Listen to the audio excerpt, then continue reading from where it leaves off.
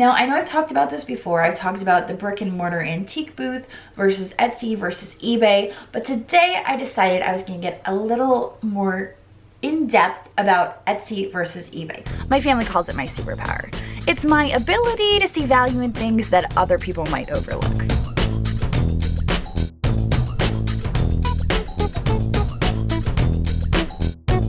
Sometimes I go picking with my boyfriend, sometimes it's my best friend Sue, and sometimes it's my kids.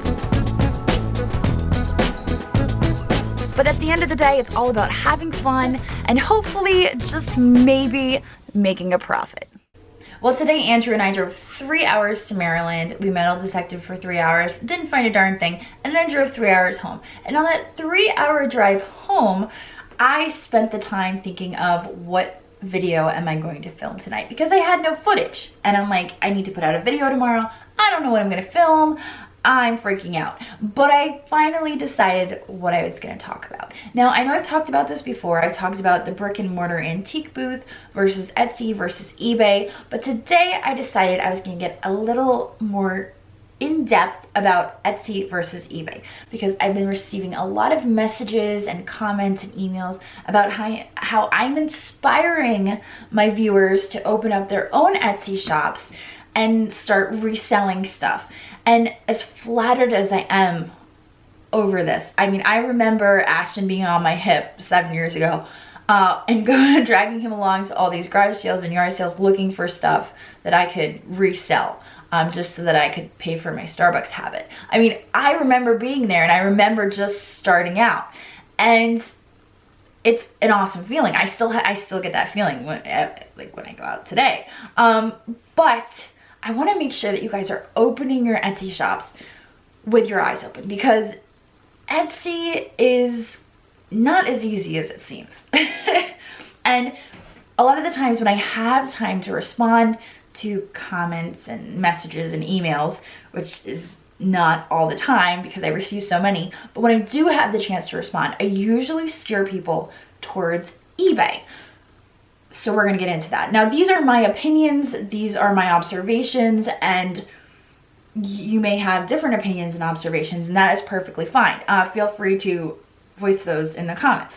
But we're gonna talk about that today. So let's say that you watch my videos and you have been inspired to go out and start selling your own stuff. So you opened up your own Etsy shop and you've put up your pictures and your listings and your stuff is just sitting. Etsy takes a lot more work than it looks like. For me, I'm able to run a successful Etsy shop because I have YouTube, because I have Instagram, because I have Facebook. I am able to leverage these social media platforms to sell my wares. I'm posting to Instagram, you know, I just picked up this awesome Art Deco lamp and then I'm hashtagging it Art Deco design, Art Deco home, you know, so I'm leveraging these various platforms and I'm promoting and actively marketing my Etsy shop. And that's what Etsy takes. You know, just having an Etsy shop. I mean, I just had an Etsy shop before YouTube. I just had an Etsy shop and I put up listings, and I was so disappointed in the fact that my stuff, however fairly priced, would just sit and sit and sit and collect dust. And it wouldn't sell. And I was always so frustrated by that. But that's how Etsy was. But now looking at it and looking at what I'm doing and looking at the fact that I have the YouTube channel and I have all these different avenues to market the stuff that I'm buying, and looking at what other resellers are doing and how they're very active on Instagram, posting pictures, and, you know, on Facebook, that is the key to having a successful Etsy shop. Is not just having an Etsy shop, but tapping into these other social media platforms and marketing your Etsy shop. That's so very important if you want to have a successful Etsy shop. It's not as simple as just listing your stuff, I guess, if that makes sense. Now, on the other hand, you have eBay. Now, if you list something fairly priced up on eBay, it's going to sell itself. I don't know how, I don't know why, but if you list stuff on eBay, somebody is going to find it and it is going to sell as long as it is fairly priced. Now, when I say fairly priced, I've talked about this before, we're talking compared to other sold listings. So, sold listings versus asking prices. We're just gonna talk about that. This screwdriver right here, I could go on eBay right now and I could say, I'm gonna sell this screwdriver for $500. Is this screwdriver gonna sell for $500? I don't know, somebody might want it for no, it's not gonna sell for $500.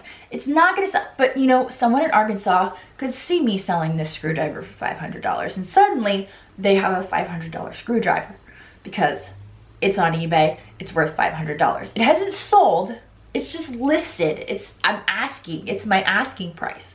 So when you are listing stuff, I'm gonna put that down before I poke my eye out. When you are listing stuff on Etsy or eBay, you need to make sure that you are listing it comparable to sold prices. You do not want to be listing it the $500 screwdriver. It's not going to sell. But if you list stuff on eBay for fair price, it is going to sell. It is going to sell all by itself. You don't have to do any work. You don't have to promote it.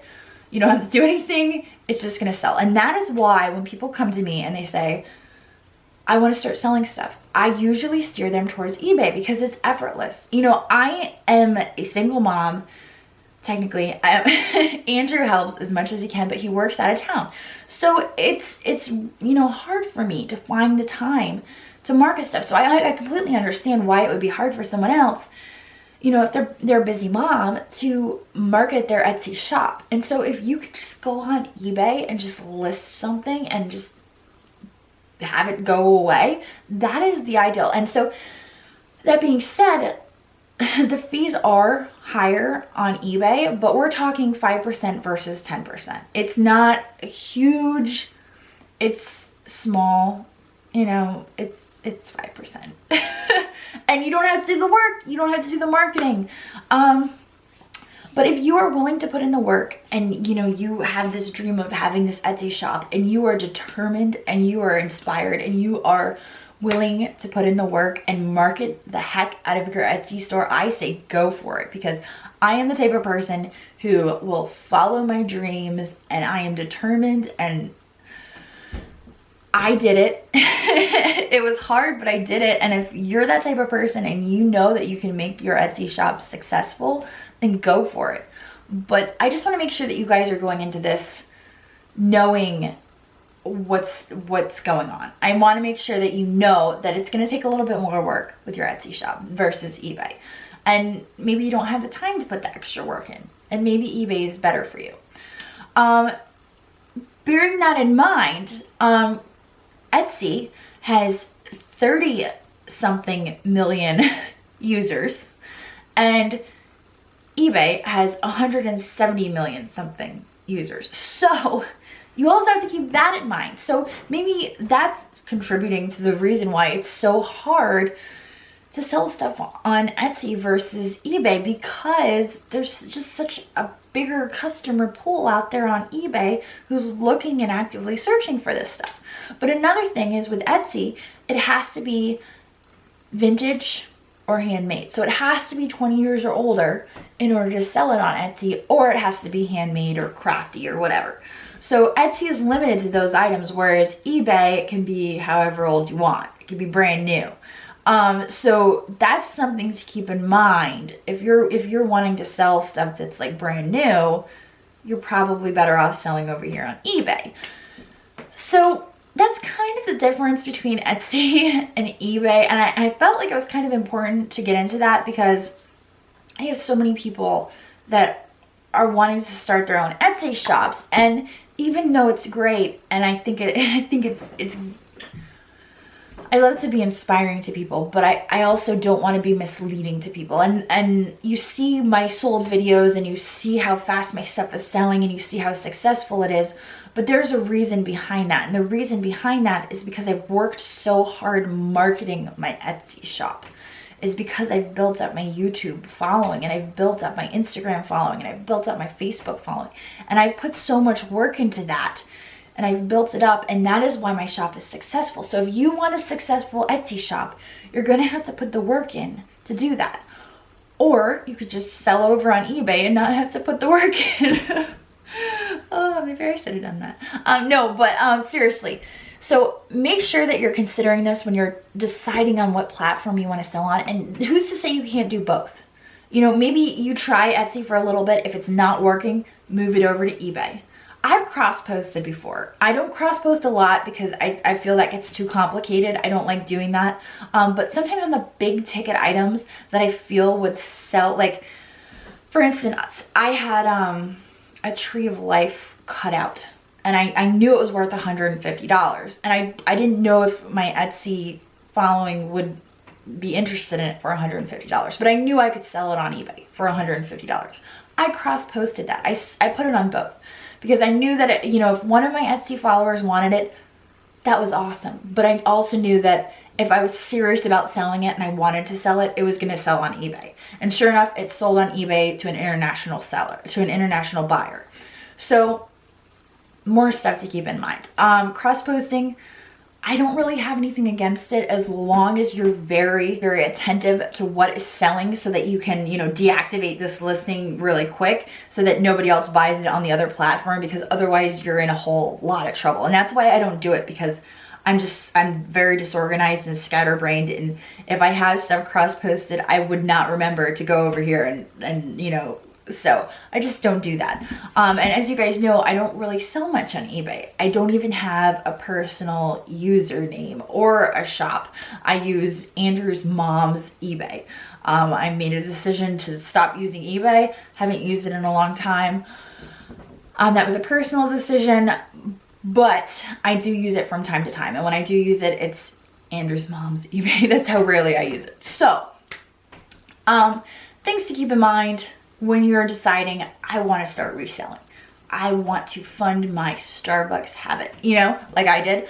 But I think that's really all I wanted to talk about in this video. I hope it was helpful to you guys. And if you want me to elaborate on anything, you want me to talk more about something specifically, let me know in the comments. I would be happy to elaborate and talk more about it.